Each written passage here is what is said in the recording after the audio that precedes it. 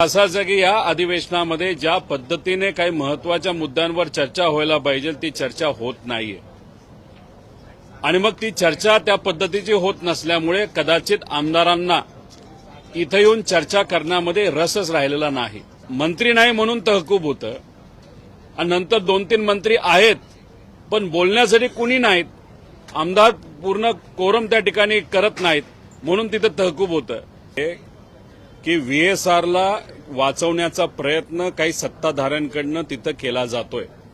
जसं व्हीएसआरला वाचवलं जातंय मग आता शंका जी आमच्या सगळ्यांच्या मनामध्ये होती कुणीतरी सत्ताधारीच आहे, महाराष्ट्रातल्या सरकारलाच दादांचं इन्व्हेस्टिगेशन नाहीतर तपास योग्य पद्धतीने व्हावा अशी कदाचित इच्छा नाहीये असं आपल्याला म्हणावं लागेल। सेशनमध्ये बोलता यावं पण अपर हाऊस आणि लोअर हाऊस या दोन्हीकडे आम्हाला तिथं बोलून दिलं जात नाही, हे दुर्दैवी आहे। इथलीच चर्चा जर सेशनमध्ये होत नसेल तर मग आपल्याला एकच समजावं लागेल कोणतरी पॉवरफुल व्यक्ती हा सत्ताधारी आहे। काल अध्यक्ष महोदयांना भेटून अजितदादांच्या ऍक्सिडेंटबद्दल चर्चा व्हावी अशी विनंती त्यांना त्या ठिकाणी केली। त्याच्याचबरोबर अनेक दिवसांपासून आम्ही लक्षवेधी की त्या ठिकाणी लावण्याची विनंती केलेली आहे। प्रस्ताव हा विधिमंडळाकडे त्या ठिकाणी गेलेला आहे पण अजून तो काही मान्य झालेला नाही। पण आज दुपारी 12 वाजता स्थगन आमचं येणार आहे अजितदादांच्या ऍक्सिडेंट आणि घातपातीबद्दल। आता अध्यक्ष महोदय या स्थगनवर चर्चा होऊन देतात का हे आपल्याला त्या ठिकाणी बघावं लागणार आहे। त्यामुळे 12 वाजता आज जेव्हा स्थगन येईल तेव्हा नेहमीप्रमाणे चर्चा होऊन न देता पुढच्या कामकाजापर्यंत ते जातात का अजितदादांचा मुद्दा हा महत्वाचा असल्यामुळे आणि आज तो त्या ठिकाणी चर्चा करून देतात का नाही हे आपल्याला बघावं लागेल। जर पूर्ण अधिवेशनामध्ये दादांच्या ऍक्सिडेंटबद्दल चर्चा हे सरकार करूनच देणार नसेल तर मग कुठेतरी लोकांच्या मनामध्ये शंका जी आहे की 100% कोणतरी पॉवरफुल व्यक्ती, काही मोठी संघटना असू द्या नाहीतर काहीतरी मोठी ताकद आहे जी कुठेतरी अजितदादांच्या ऍक्सिडेंट मागे आहे आणि मग कुठेही चर्चा होऊ नये याची दक्षता सत्ताधारी त्या ठिकाणी मुद्दामून करत आहे असं आपल्याला म्हणावं लागेल। आता दुपारी 12 वाजता काय होतंय हे त्या ठिकाणी बघू। त्याच्याचबरोबर अल्पकालीन चर्चेसाठी सुद्धा आम्ही प्रस्ताव हा दिलेला आहे, त्या चर्चेबद्दल सुद्धा काय होतं हे तिथं आपल्याला बघावं लागेल।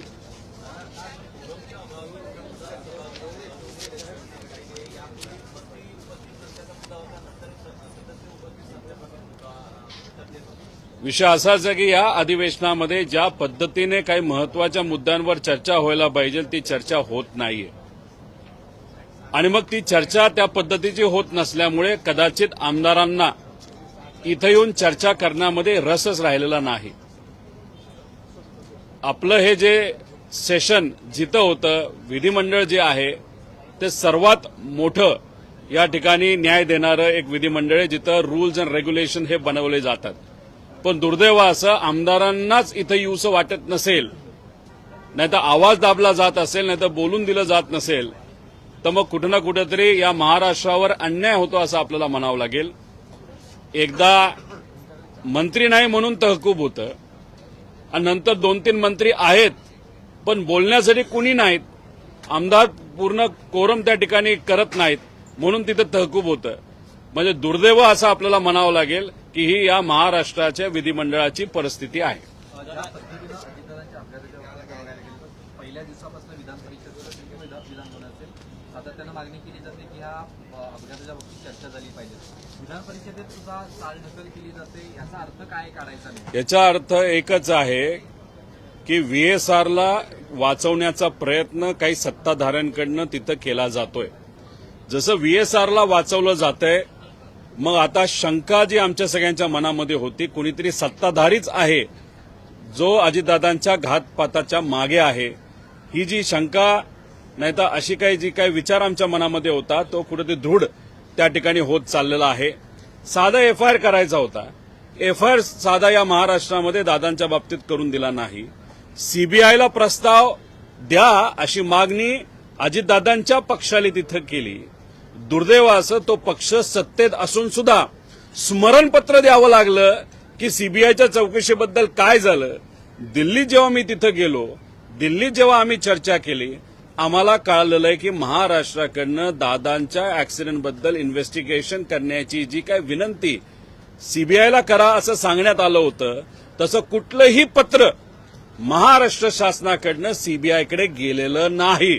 म्हणजे महाराष्ट्रातल्या सरकारलाच दादांचं इन्व्हेस्टिगेशन नाही तर तपास योग्य पद्धतीने व्हावा अशी कदाचित इच्छा नाहीये असं आपल्याला म्हणावं लागेल. जय पवार सुद्धा पत्रकार परिषद घेणार होते, मात्र त्यांची पत्रकार परिषद ही रद्द झाली. काय वाटतंय, त्यांच्यावरती दबाव आहे का कोणाचा, त्यामुळे या दबावाची पत्रकार परिषद रद्द झाली? खरं तर मला जेव्हा कळालं की जय पत्रकार परिषद घेणारे त्याच्याकडे काही पुरावे आहेत, खरंच मनापासून मला आनंद झाला. कारण का आज लढायला कोण तयार आहे तर सामान्य लोक, कार्यकर्ते, ठराविक पदाधिकारी आणि ठराविक आमदार हे आज लढताना आपल्या सगळ्यांना बघायला मिळतात. त्यात जय सुद्धा जेव्हा मध्ये आधी ट्विट करतो त्याचा फायदा 100% या इन्व्हेस्टिगेशनसाठी नाही तर या तपासासाठी तिथं होत असतो. आणि मग जय जेव्हा पत्रकार परिषद घेणार हे मला कळालं, मला नक्कीच त्याचा आनंद त्या ठिकाणी झाला होता. पण मग नंतर ती पत्रकार परिषद का कॅन्सल झाली, त्याच्यावर कोणाचा दबाव होता का अजून काय त्याच्याकडे माहिती येते, हे खरं तर तोच त्या ठिकाणी सांगू शकतो. पण या आठवड्यात ती प्रेस कॉन्फरन्स होणार आहे असं स्वतः जयली जर सांगितलं असेल तर 100% या आठवड्यात ती प्रेस कॉन्फरन्स होईल. आणि मग तो काय इन्फॉर्मेशन पुढे आणतो हे आपल्याला बघावं लागेल. आणि त्याची प्रेस कॉन्फरन्स झाल्यानंतर माझी शेवटची जी प्रेस कॉन्फरन्स असेल या बाबतीतली त्या ठिकाणी मी मुंबईमध्ये 100% घेईल. तुमची कधीपर्यंत पत्रकार परिषद? जयची पत्रकार परिषद झाली की थोड्या दिवसानंतर मी सुद्धा त्या बाबतीतली पत्रकार परिषद घेणार आहे. जयचे काय मुद्दे रिपीट होऊ नये म्हणून जयला आधी त्या ठिकाणी ते घेणं हे महत्वाचं आहे. आणि जयची पत्रकार परिषद झाल्या पुढच्या काही दिवसात मी माझी पत्रकार परिषद घेऊन माझ्याकडे जे राहिले सुरले पुरावे आहेत त्या ठिकाणी मी तिथं देईल. आणि त्याच्यानंतर आम्ही काय भूमिका घेणार आहोत, कशा पद्धतीने हा दादांसाठीचा लढा हा आम्ही पुढे घेऊन जाणार आहोत हे तेव्हा त्या ठिकाणी मी आपल्या सर्वांसमोर सांगेल.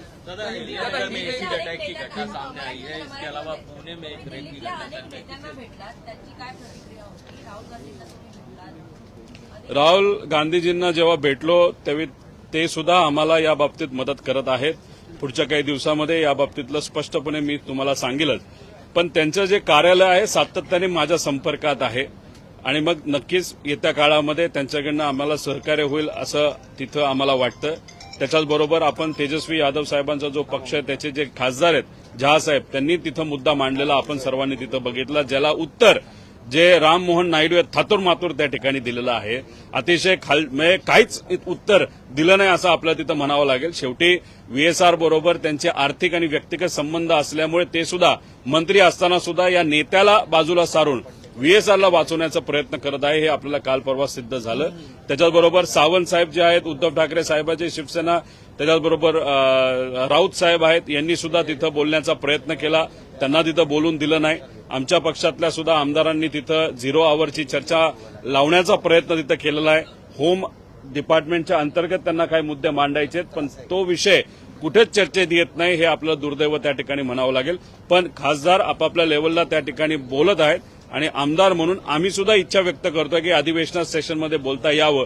पण अपर हाऊस आणि लोअर हाऊस या दोन्हीकडे आम्हाला तिथं बोलून दिलं जात नाही हे दुर्दैवी आहे. म्हणजे दादा हे सत्तेत होते, दादा एक मोठे नेते होते, उपमुख्यमंत्री होते आणि त्यांचा ऍक्सिडेंट होऊन त्यात त्यांचा दुर्दैवी मृत्यू झाला आणि त्या बाबतीतली चर्चा जर सेशनमध्ये होत नसेल तर मग आपल्याला एकच समजावं लागेल, कोणतरी पॉवरफुल व्यक्ती हा सत्ताधारी आहे आणि सत्ताधारी असल्यामुळे त्याला या बाबतीतली चर्चा नको. नाहीतर उद्या जाऊन अधिवेशनामध्येच जर खऱ्या गोष्टी बाहेर आल्या तर मग काही मोठ्या नेत्यांना अडचण होऊ शकते असं कुठेतरी आता आम्हाला वाटायला लागलेलं आहे. अशाच नवनवीन अपडेट्ससाठी डिजिटल कोल्हापूर चॅनेलला सबस्क्राईब करायला विसरू नका.